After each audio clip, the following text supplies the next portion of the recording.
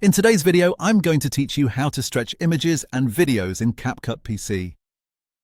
If you need to make a photo or video fill the screen, or you want to intentionally distort it by stretching it horizontally or vertically, CapCut makes this very simple once you know where to look.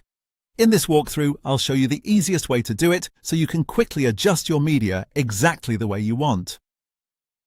To begin, place your image or video onto an open track in the timeline. Once it's there, click directly on the media block one time to highlight it.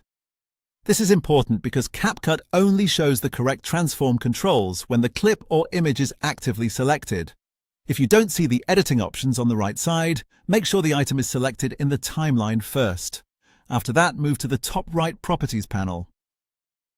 Depending on what you've selected, you'll be working under either the Video tab or the Image tab.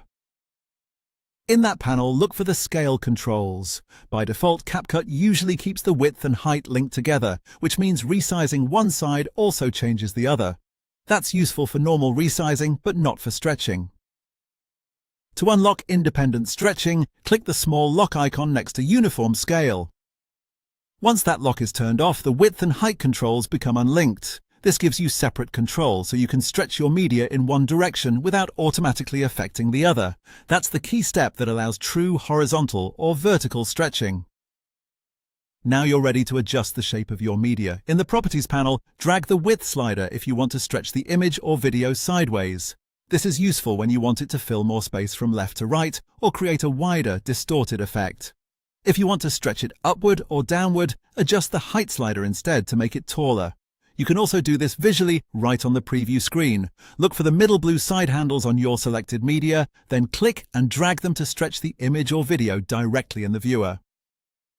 This method can feel faster if you want to see the result immediately while adjusting it to fit your frame. That's all there is to it. Once you've unlocked the scale and adjusted the width or height, your image or video can be stretched however you need. And just like that, you're done.